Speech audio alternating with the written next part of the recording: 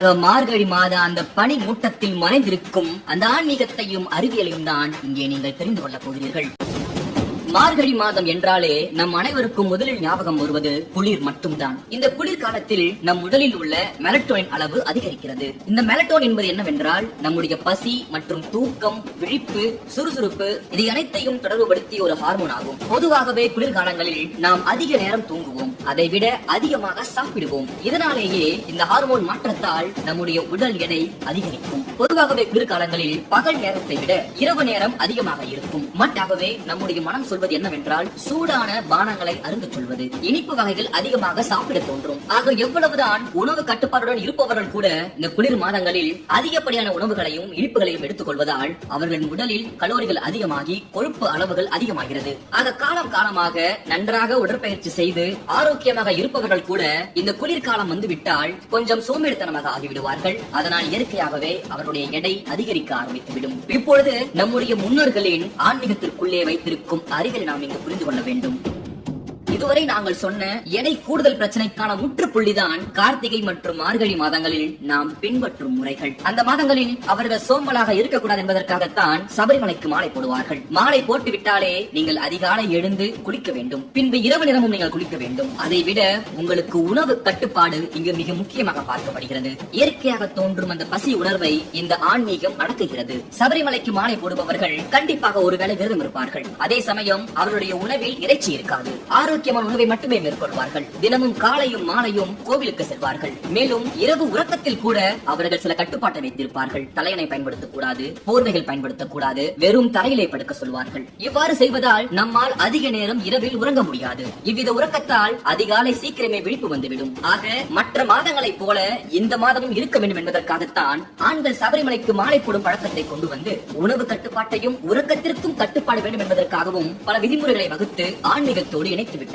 எப்படி ஆடி மாசம் அம்மனுக்கும் புரட்டாசி மாசம் பெருமானுக்கும் உகந்தது என்பது போல இந்த மார்கழி மாதம் அனைத்து தெய்வங்களுக்குமான மாதம் என்று நம் முன்னோர்கள் சொன்னார்கள். ஆடியில் பலமுள்ள காற்று வீசும். அப்படி வீசும் காற்று விஷக்காற்று என்பதால் மக்கள் தங்கள் வீடுகளை விட்டு வெளியே வந்து அம்மன் கோயிலில் உள்ள கிருமி நாசினியான வேப்பிலையின் மனத்தை சுவாசிக்கும் பொழுது விஷக்காற்று முறியடிக்கப்பட்டதுடன் இயற்கையான ஆக்சிஜனும் கிடைக்கிறது. அதே போல் புரட்டாசி மாசம் மழை மாதம் என்பதால் மக்கள் வீட்டுக்குள்ளே இருந்து சத்து மிகுந்த காய்கறிகளை பெருமாளுக்கு படைத்து உடலுக்கு தேவையான ஆரோக்கியத்தை தக்க வைத்துக் கொள்கிறார்கள். அதே போல்தான் மார்கழி மாதத்தின் அதிகாலையில் ஓசோன் படலத்தின் வழியாக ஆரோக்கியமான உடல் நலனை தருகின்ற காற்று அதிகமாக பூமியில் இறங்கும். இது நம் வியாதிகளை கட்டுப்படுத்தும் என்பதால் தான் மார்கழி அதிகாலையில் பெண்கள் எழுந்து சாணம் தெளித்து கோலமிட வேண்டும் என்று நம் முன்னோர்கள் கூறினார்கள். கோலம் போடுதல் என்பது இயற்கையாகவே ஒரு உடற்பயிற்சி ஆகும். இந்த பலனை ஆண்களும் பெற வேண்டும் என்பதற்காகத்தான் சபரிமலைக்கு மாலை போட வைத்து அதிகாலை எழுந்து குளித்துவிட்டு சந்தனத்தை நெட்டிலே வைத்துவிட்டு வெறுங்காலோடு கோவிலுக்கு செல்வார்கள். நம்முடைய உடலில் 80% ஆக்சிஜனும்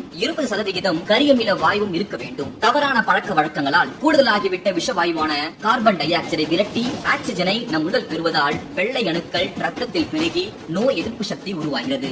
ஆக அப்படிப்பட்ட ஒரு நல்ல வாயுவை, நல்ல ஆக்சிஜனை நாம் சுவாசிக்க வேண்டும் என்பதற்காகத்தான் அதிகாலையில் மார்கழியில் எழுவது என்பது தெய்வத்தின் பெயரால் கட்டாயப்படுத்தப்பட்டு அதை புழக்கத்தில் வைத்தார்கள் நம் முன்னோர்கள். மார்கழி மாதம் பீடை மாதம் என்று சொல்வார்கள். இந்த மாதங்களில் திருமணம் போன்ற மங்கள நிகழ்வுகளுக்கு உகந்த மாதம் இல்லை என்று கூறுவதும் உண்டு. மற்ற மாதங்களில் புவியின் ஈர்ப்பு சக்தியானது மூலதனத்தை நோக்கி இருக்கும். ஆனால் மார்கழியில் பூமியில் வடபாதில் இருக்கும் நமக்கு அது சற்று குறைவாகவே இருக்கும். இந்த நேரத்தில் விதை விதைத்தால் அது சரியாக முளைக்காது. அந்த விதைக்கு உயிர் சக்தி இருக்காது. விவசாயத்திலும் இதைத்தான் சொல்லி இருப்பார்கள். மார்கழி மாதத்தில் யாரும் புதியதாக விதையை நடமாட்டார்கள். ஆடியில் நட்டு தை மாதம் தான் அறுவடை செய்வார்கள். ஆக இந்த காலகட்டத்தில் நம்முடைய உயிர் சக்தி கொஞ்சம் மந்தமாகத்தான் இருக்கும். நம்முடைய தமிழ்நாட்டில் பொதுவாக தை மாதங்களில் தான் அதிகமான சுப நிகழ்ச்சிகளை நம் முன்னோர்கள் மேற்கொண்டதுண்டு. திருமணத்தையும் அப்பொழுதுதான் அதிகமாக வைத்திருப்பார்கள். ஆக பெண்கள் திருமணத்திற்கு பிறகும் சுறுசுறுப்பாக இருக்க வேண்டும் என்பதற்காகவும் திருமணத்திற்கு பின்பு அவர்கள் சீக்கிரம் கருவுற வேண்டும் என்பதற்காகவும் அந்த மாதத்திற்கு முன்பே இருக்கும் மார்கழி மாதத்தில் அவர்கள் தயார் செய்கிறார்கள். கோலமிடுவது, அதிகாலையில் எழுவது, மூச்சு பயிற்சிக்கு தேவையான மந்திரங்களை சொல்வது, தூரத்தில் இருக்கும் கோவிலுக்கு நடந்தே செல்வதன் மூலம் ஏற்படும் நடைப்பயிற்சி மார்கழி மாதத்தில் நம் உயிர் சக்தியை நாம் அதிகமாக சேமித்து வைக்க வேண்டும். அதற்கான முயற்சியில் நாம் ஈடுபட வேண்டும். அதற்காகத்தான் இந்த சமயங்களில் திருமணங்கள் பொதுவாக நடைபெறுவதில்லை. மேலும் போல மற்ற மாதங்களைப் போல் மார்கழி மாதத்திலும் நாம் நிலையாக இருக்க வேண்டும். அந்த கால ஓட்டத்தில் நாமும் நேராக இருக்க வேண்டும் என்பதற்காகத்தான் ஆன்மீகம் என்ற பெயரில் நம்ம நிலையாக வைத்திருக்க முயற்சி செய்தார்கள் நம் முன்னோர்கள். இதுதான் ஆன்மீக அறிவியலில் பின்புலத்தில் இருக்கும் மிகப்பெரிய உண்மை. ஆடியில அம்மனும், புரட்டாசியில பெருமாளும், மார்கழியில அனைத்து தெய்வங்களும்னு மாதத்துக்கு ஒரு தெய்வத்தை வழிபட வகுத்திருக்காங்க நம்ம முன்னோர். ஏன்னா ஆடியில பலமுள்ள காற்று வீசும். அப்படி வீசும் காற்று விஷக்காற்று என்பதால மக்கள் தங்கள் வீடுகளை விட்டு வெளியே வந்து அம்மன் கோவில்களில் உள்ள கிருமி நாசினியான வேப்பிலையின் மனத்தை சுவாசிக்கும் போது விஷக்காற்று முறியடிக்கப்படுவதோட இயற்கையான ஆக்சிஜனும் கிடைக்குது. இதே புரட்டாசி மழைக்காலம் என்பதால மக்கள் தங்கள் வீடுகளிலேயே அப்போது கிடைக்கும் சத்து மிகுந்த காய்கறிகளை படைத்து பெருமாளை வழிபடுறாங்க. இந்த மாதத்துல காய்கறிகளோட சத்தும் துளசி தீர்த்தமும் நம்மளோட உடலுக்கு தேவையான ஆரோக்கியத்தை தருது. இதே போல மார்கழி மாதத்தின் அதிகாலையில ஓசோன் படலம் வழி ஆரோக்கியமான உடல் நலத்தை தரும் காற்று அதிகம் பூமியில இறங்கும். இது நம் வியாதிகளை கட்டுப்படுத்தும் என்பதாலதான் மார்கழி அதிகாலையில பெண்கள் எழுந்து சாணம் தெளித்து கோலமிட வேண்டும்னு முன்னோர்கள் கூறியிருக்காங்க. இப்போ ஏன் எல்லா விரதங்கள்லையும் பெண்கள் முன்னிலைப்படுத்தப்படுறாங்கன்றத பார்க்கலாம். பெண்களை எதற்கும் ஒப்பிட முடியாத ஒரு உயரிய இடத்துல வைத்திருக்கு நம்மளோட சாஸ்திரங்களும் வேதங்களும். ஒரு பெண் 6 விதமான தன்மைகளை கொண்டவ. அவளே தெய்வமாகவும், மனைவியாகவும், குருவாகவும், நண்பனாகவும், ஆசானாகவும், போதகனாகவும் ஒரு ஆணுக்கு அமைகிறாள். அந்த பெண்ணின் ஆரோக்கியம் நன்றாக இருந்தால்தான் ஒவ்வொரு குடும்பமும் ஆரோக்கியமா இருக்கும். ஆகவேதான் பெரும்பாலான விரதங்கள்ல பெண்களின் பங்கு அதிகம் உள்ளது. அடுத்ததா மார்கழி கோலத்துல சாணம் வைப்பது ஏன்னு தெரிஞ்சுக்கலாம்.